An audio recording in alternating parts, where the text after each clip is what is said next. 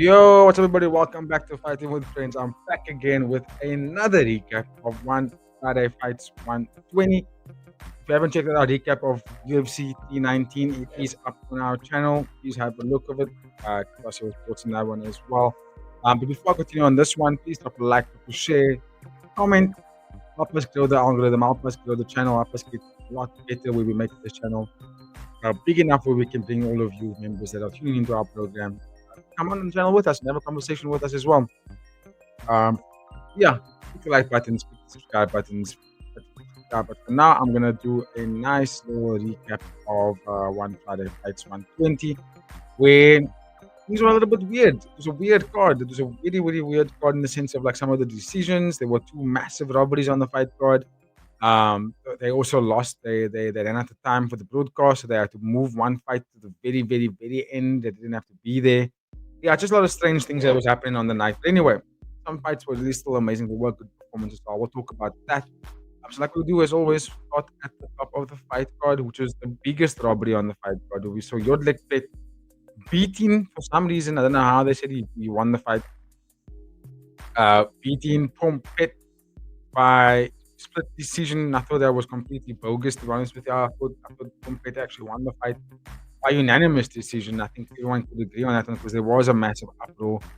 All the fans, all of you guys on X, on Insta, on everything, they were like, "What the hell just happened? Like, what did we just watch? Is this real?" You know what I mean? And yeah, Yodlekpet was behind the gun the whole fight. I mean, Pompet fought like a champion. I thought he was going to have to worry about the knockout power from Yodlekpet, but he didn't have to worry about any of that. He was using his reach. He was using the range. He was having more combinations. He had Yodlekpet cut up. He was doing better. He was doing so much better in every avenue of this fight, on every round. And I thought it was a bit weird that they didn't give him the win. And I felt that I think the only round that all the judges got correct was the last round. They all gave the last round to Pompet. But he won the second round as well. He had Yodlekpet backed up, bruised, battered. The only round that was competitive was the first round. That was the only round that was competitive. And even that round, I would go to Pompet as well. He was just using that range, popping out that jabs, countering, flicking shots, slipping, and ripping his movement. And I was like, this dude's fighting like a masterful fight here. It was weird to see that they didn't give it to him. And I can clearly see this is now back-to-back fight cards now where one championship has gotten very bad judging on the night, like very bad judging. And we need to address this somehow. And all the fans can really do is just scream and rage about it, but they can't really do anything about it. Can't. There's nothing we can do. You know what I mean? All we can do is just shout and get upset and say, "What the hell? Like, do something about these judges. You got to fire them and what. And like I saw the judges' faces in some of the fights in the night, and sometimes they were sitting there just smiling like this. And I thought to myself, you're supposed to be judging, you must be counting, calculating, looking, writing down notes. And you know what I mean? And the ruling system on championship is very strange. I know that on the stream, myself and Adrian were talking about it, and we're gonna do an episode where we're gonna unpack the rules of one championship and like what does it mean? Because they're talking about judging the fight as a whole, but then they're still using the 10-point master system per round. They're still judging it per round, so it's kind of confusing. It's a very contradicting statement that they make every time. So it does leave you thinking about how they're judging these fights. But on the night, again, after Pompet won the fight, he fought a better fight, and yeah, I think they're gonna have to rematch it, or they're gonna have to, so what you call it, revisit the decision and think about what they're gonna do here, because now Pompet's got a loss on his name for a fight where he didn't actually lose that fight, and Yodlekpet didn't even look happy when he lifted his hand. He didn't even look like, yes, I won. It was more like a sign of relief, like, oh shit, like I actually won this fight. Like, oh, can I just go home? Can I just go and like relax? My body's all kinds of battered up here. So yeah, very weird decision. Very, very weird decision. But of course, if you got a different opinion, which I doubt you have a different opinion, you know where the comment section is. I'm not going to spend more time on the fight. All I'm doing is talking badly about it. So I'm not going to spend more time on that result. King Sanglek versus Tanzin flyweight Muay Thai again. First round TKO. Called it. I knew it was going to happen. Tanzin doesn't fight with a lot of defense. If that makes sense. Like his guard is never up here. He's always taking the kicks instead of checking them. When he darts forward, he drops his guard and he darts forward. Bang, bang, bang, bang. There's no like dart forward with a double jab and then throw a right hand, or it's always and then take a shot. And that's why King Sanek was like, I'm gonna hit this dude messed up. and didn't even take long. There was a 3 knockdown situation. First one was off a very, very high left high kick, which was beautiful to land. It was on the counter of Tanzin's. Second one was of a nice combination. Tanzin darted forward again and King just stepped off to his left, to a right, to a left, dropped him. Easy. It's not even rocket science. Like King didn't have to do much to get that knockdown. Third knockdown was more of the same thing. He walked into the void, didn't even faint, he just walked into the void, and Tanzin reacted by throwing a lazy right hand, but didn't even commit with the right hand. He just threw it, dropped his left hand, ducked to the one side, and all King had to do was just throw a left straight, dropped him right over. That's now 3 losses for Tanzin. A good win for King Lek. It's going to put him back into that column of being a top fighter for the flyweight division. I do think he's going to be a top fighter for the flyweight division. He's only 24 years old. I think he's really looking scary. So I'm telling you guys now, careful. King Lek's going to be a top fighter there for that division. Tanzin, I don't know what to say. I keep singing every single time he fights. I'm like, oh, don't worry, he's only young. He's gonna get better. He's gonna get better. You know, he's gonna show you guys that he's gonna be a top fighter going forward. But there's a lot of things that he's gonna have to change in his game. I'm surprised to see Super League in his corner. There's a lot of things he's gonna have to change in his game. A lot. First and foremost, he's gonna have to fight a little bit more defensively. Secondly, I think he has to let go of that darting forward as an offensive weapon. He used to maybe take on some more traditional boxing. Maybe try and become a clinch fighter. Utilize a lot more tips, a lot more body kicks, a lot more calf kicks. He's gonna have to really think about how he goes forward in a fight style, because a lot of the time he's just dropping his guard and he's just trying to like power through stuff, and it's not gonna work. It's just not gonna work, and you're gonna get kicked in the head every time it happens. And you wanna be able to get to an older age and still fight, and not come to nearing 30 and you're like, my brain's starting to way out, So I think Tanzin, there's a lot that he's gonna have to level up, in my opinion, going forward in his career, because he's taking knockdowns and knockouts too easily. And it's also because like I'm saying, like the style is allowing it to happen, man. He's just walking into danger. He's not fighting his way into danger. He's walking into it, and it's making it easy for people to counter him. So big ups for King Lek, but Tanzin not so much. Not too sure who they're gonna match him up to next. King Lek, I think he's gonna have to. They're gonna match him up with someone that's maybe just outside of that contract, or just below the contract. You know what I mean? Because I think he can be a contracted fighter. He's gonna have to fight against someone who's got a contract, and we know the flyweight division is stacked. A lot of killers, a lot of youngsters as well. So yeah, I'm not too sure who, but I'm very amped to see him fight against pretty much anyone in that flyweight division, because I think he's gonna be, I wouldn't say future champ, but he's gonna be a contender. He's gonna be a contender for sure. Tanzin is doing the right thing by switching gyms already. And that hopefully that starts bringing him into into an upper echelon. He's gonna have to level up his defense for sure. Wuttikrai, this was the fight that was shoved to the end of the broadcast. But granted, normally I don't like to see it happen like that, because then the main event ends in a particular way, and then you have this fight that wasn't even the main event, that's now at the end, it reads as a main event, and it can be underwhelming. This fight was the fight I was most intrigued for. This is the fight I was looking forward to the most on the fight card. And it delivered. It delivered what I thought was going to happen. I thought stylistically they're kind of equal in terms of what they do. They both do the exact same things. It's just now who was going to actually be the one that was going to land it. And Wuttikrai was stronger. I thought he was going to be stronger. And that's what happened.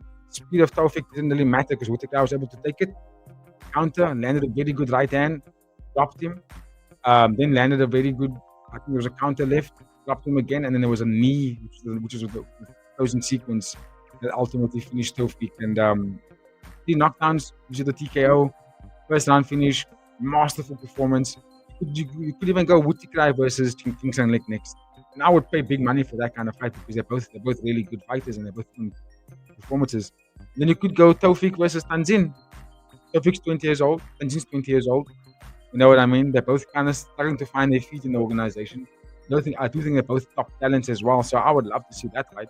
And that could be the next fight for both of them. I can see it happening for the one championship. Wuttikrai, brilliant fighter. Masterful, composed, 24, strong. King Lek's also 24 years old. I think that's a good fight to make for that flyweight division. I don't even know how the hell Wuttikrai makes flyweight. He's a very big flyweight. And He's making the weight. So let's call for that one. Then we saw Brazil. He fought against Kasan Salomov. And again, a very good contentious fight between the guys. I thought Salomov won the fight because he had more weapons. He was going forward more. He was he was dictating the pace of the fight. The fight was going according to what he wanted to do, not what Brazil wanted to do. And I was saying it on live stream again. I didn't like how Brazil was a one trick pony in this fight. He only threw the body kick. He didn't throw anything else. He didn't attack the leg. He didn't attack the head. He was only throwing the right body kick. And I thought that was a bit one-dimensional. It was a bit boring, and it didn't force Kasan to think about anything else. All he had to do was worry about the timing of this body kick. That was it. There was nothing else. There was no follow-up after the body kick. Maybe there was now and then a right hand that followed up, but it didn't do enough. Kasan was spinning on him. Kasan was landing all kinds of kicks on him, kicks, punch kicks, push kicks, boxing combinations, flowing like a star. And it won in the fight. I don't know why they said split decision. I thought it was unanimous in my opinion. It's still a good fight for both guys. I think Brazil's still a top talent. Also still very young. And going forward, I think he's going to have to change that style. I think he's going to have to utilize the body kick in a different way. And also, let's learn to box. Let's learn to use the hands. Let's learn to use the hands more, not just throw body kicks. Because if you're going to throw one weapon and it doesn't get the opponent out of there in the first round, right? And you're going to continue to do that weapon because you think it's working. The opponent is going to figure this out. Your opponent is going to know your pattern, and they're going to time you, and they're gonna figure out your weapons, and they're going to beat you for it. And that's what we saw in this fight. Brazil was utilizing the body kick all the time, and Kasan was just like, okay, this is all you're gonna throw at me. I'm gonna work my way around it. And that was higher volume, higher output, more lateral movement, and if you have more activity, and that won in the fight. I don't think it was a split decision. It should have been unanimous, but still a good fight over the two youngsters. And I was saying on the fight card as well, on the live, I was like, if you want to make money, bet on the Salomov brothers. They are really, really, really good kids, good fighters. Fascinating to watch as well going forward. In the fight that took place before that, we saw debutant Rocky. He took on Kusen Salomov, the other brother, the other twin. A little bit heavier between the two. And this was a bit more of a good fight. Rocky did try and take the fight to Kusen. Kusen, just like Kusan, was able to move around very well, utilize a lot of different weapons, hit and not be hit, and just be more active, more control over the fight. And that's what I like to see, He's a fighter that uses different avenues to get a win, whereas Rocky was just trying to land an overhand right all the time, and it wasn't working. He didn't have the timing down in it, and it disappoints me, man. Because it's like, you guys can do more things than this. You don't have to do that one thing the whole time, especially if you know your right hand is your strongest hand. Like, this is your biggest weapon. Why don't you condition your opponent and throw other weapons at them, and then you throw the right hand where they least expected? Now they're thinking, okay, you're throwing body kicks at me, you're throwing club kicks at me, you're jabbing, you're feinting a lot. And then when I come in, you throw overhand right, and it's like, oh, I didn't know you were going to do that, because you weren't fishing for it, you weren't showing your hand early. But because Rocky was doing that the whole time, and that was the only weapon he was willing to deploy, it made it a bit of an easy win for Kusen. He was able to go like, okay, no, I can manage this distance. I can get around. I'm faster than you. I'm throwing higher volume than you. So I'm gonna get you. I'm gonna get you all the time, and that's exactly what we watched. So Uzbekistan, they've got the Salomov twins. They've got Otikov, who's gonna fight against Kongtorani. So they also have Kurmizayev, top fighters that's coming out of the Uzbekistan. I'm amped to see what they're gonna look like as they go forward in this organization. So let's go. We've got any different opinions? Drop it in the comment, please, ladies and gentlemen. Then we had John C taking on Yodlekpet.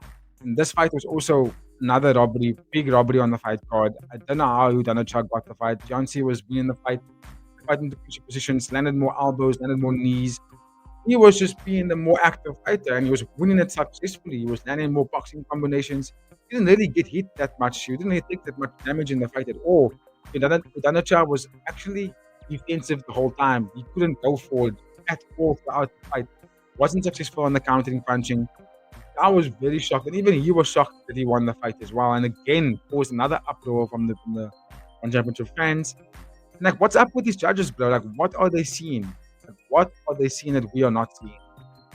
Right? Because John C was the one that was doing everything right.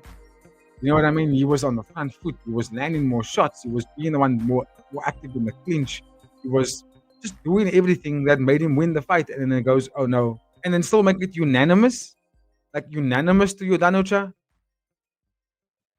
Absolute bogus. That's just a complete lie. Pure judging. I wasn't all for it. Didn't like it.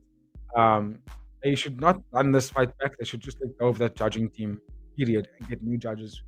Bring in new judges because that wasn't a bad. I don't have anything nice to say about this fight either. The headline, the featured bout of the prelims, we saw Brees Taval taking on Mert Aslan. Mert Aslan, this was his debut fight, and Brees won by a third round TKO. And Brees looks big, bro. He looks massive. I don't know how he was making bantamweight, but he looks massive. Good fight for Brees. You could see that he was just miles ahead of Mert all the time. Mert was just fighting like a swollen animal. He was just muscle bound, big, heavy swollen, and he was just like sluggish. And he was just whenever they fought, it was just swing. Eyes closed, swing. And Brees was able to just cut him up, beat him up, piece him up, be more elusive, use the jabs, use the rights, use the tips, use the high kicks.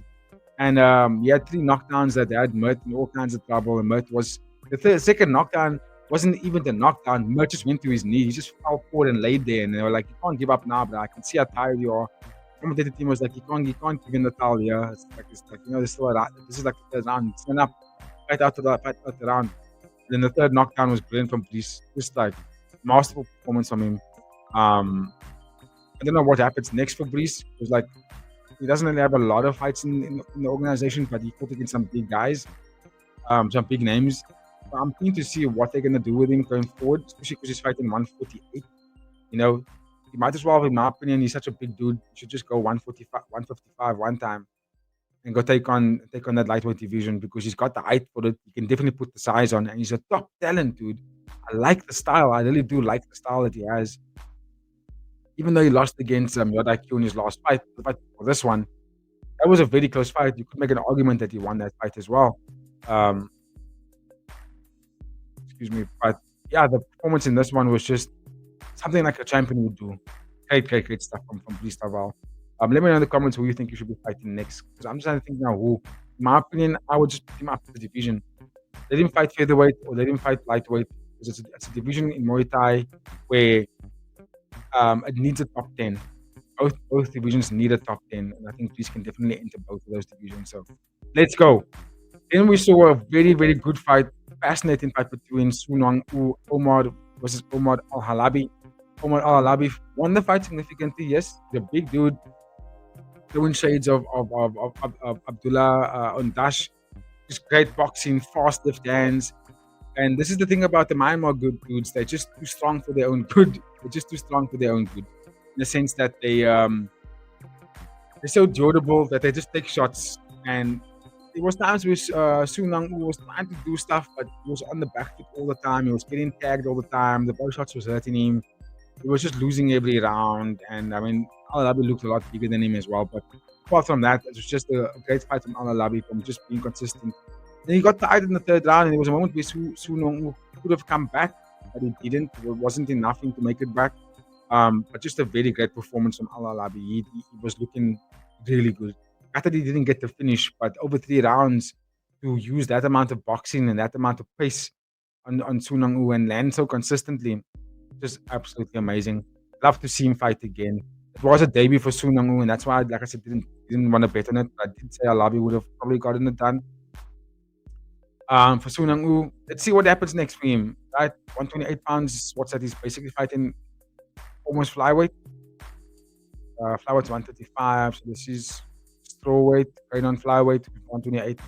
Let's see what happens for him. Let's see which division they can go into. But for now, he's probably going to be on the fight card for a long time. But for Al Alabi, if he keeps performing like that, he's definitely going to climb the rankings a little bit faster. Then this was the fight that I thought fight of the night was. It did get fight of the night. Har Ling Om said he was going to knock out Jurai, being the stronger fighter. But I think Jurai Ishii was faster and taller and stronger than him, and also just better all around. He threw more weapons. Har Ling Om didn't have anything going for him. Every time he did that throw combinations, he was missing every time, and there was no ways he was landing stuff. And Jurai Ishii was just like fluid, dodging him, landing good elbows, good straights, good knees, just doing everything right. which set up his knockout in the third round because he was beating up Har Ling Om over round 1 and round 2. Then when they got to the third round, you could see Har Ling Om was looking like he was seeing ghosts. He was like, "Oh, I don't know. Actually, I don't know what else to do. I don't know how to get through this kid." And that's what we watched. And then Jurai Ishii, when he did throw the high kick, it landed so phenomenally that it was a like knockout, straight knockout, no knockdown, nothing like that, straight knockout. Bang, dropped him. And Jurai Ishii is a top talent, guys. I'm telling you, watch out. Let's strawweight division. Watch the fuck out. Jurai Ishii is gonna come for that title. I'm telling you now, he's gonna be a top fighter. I'd love to see him go up against like a Elias Barboza. That would be a crazy fight to watch. But I don't think he'll get it immediately. We'll get someone else first. But yo, Jurai Ishii, my guy. He was my fight on the night.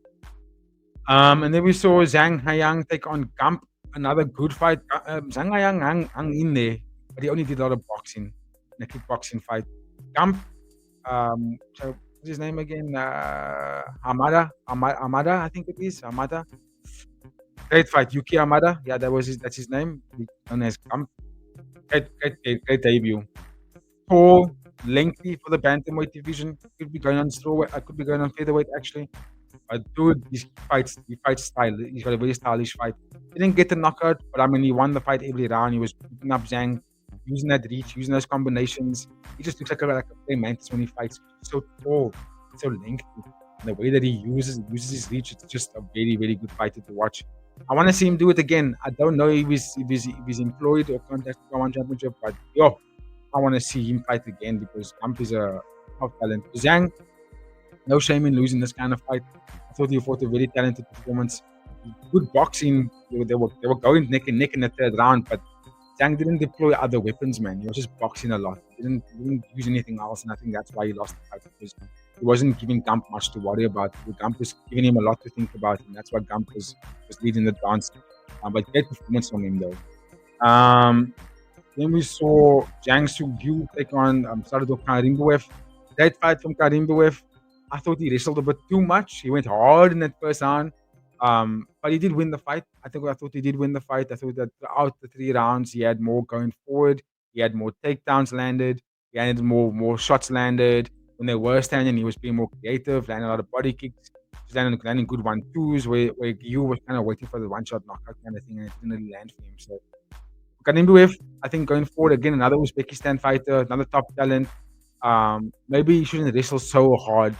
If you can't really get the takedown and the fighter's defending you really well, just let it go. Stand up and attack. It's like maybe go for another takedown again, but don't burst so much energy in stalemate positions because then it's yeah. You saw what happened in the third round. Like he wasn't able to really dominate the third round because he was too tired, and that's because he had such wrestling heavy in that first round. But still, top talent to watch going forward, and yeah, good win for him. And then lastly, we saw a debut of Arti Katri take on Itsuka Hirata. This was Itsuka Hirata's return, where she was talking about potentially leaving and retiring from the sport, which I thought is weird because she's only 25 years old. It's like you've gone through like 2 or 3 losses in your career. Doesn't mean you have to retire, bro. Maybe it just meant that at that time you weren't maybe in the right headspace. Your opponent maybe was a little bit better because they were thinking of other stuff to fight for. Like, what are you fighting for? What are you going at? Why are you doing this? What is the main reason? You know what I mean? And all these things are big factors. Actually wanted to put on the show, and she did in the first round. But Hirata did come back in the second round, and she also did win the third round. I thought the third round was a bit of a 10-8 in my opinion. First round, she lost 10-9. The second round was a bit split down the middle because I would say the first 2.5 minutes, Hirata was dominating, and then the last half, Hirata was on her back. So it could have gone either way. I would have gone split decision to Hirata, but she did win the fight regardless. And she's back, and she returned, and she was emotional, but good performance. And let's see what happens to her next. I'm not too sure who they're going to give her. I would love to see her work on her striking more than just prioritize her wrestling. She can wrestle really well, but she's uncomfortable when they're striking, man. I feel like that can't be a way to get to a title. Because a champion can fight in any discipline, anywhere on the ring. So she has to level up that, in my opinion. But if you got different thoughts, let me know. So, ladies and gentlemen, that is my time. I know I kind of speed run through it a little bit. Got some other stuff I have to do today as well. So, yeah, on that note, thank you for tuning in. Drop a like, drop a share, drop a comment. Thank you for tuning into the live as well. Pablo Frota, Utam, all the regular guys that tuned in. Much love to all of you. Anonymous Poetan, everybody, just big love to everyone that tuned into the channel. Stay tuned for more content coming this week. We are going to be doing on championship again, and then the UFC. I doubt we will do a live for the UFC this week, but we are definitely going to be reporting on it for you. So stay tuned for all of that, and then also we're working on some membership content that's going to come out a little bit later. It might not even be this year. I'm not going to make any promises, but we are definitely leveling up the content. So stay tuned for that. But on that note, have a good week, and I will catch you on the next one. Cheers, ladies and gentlemen.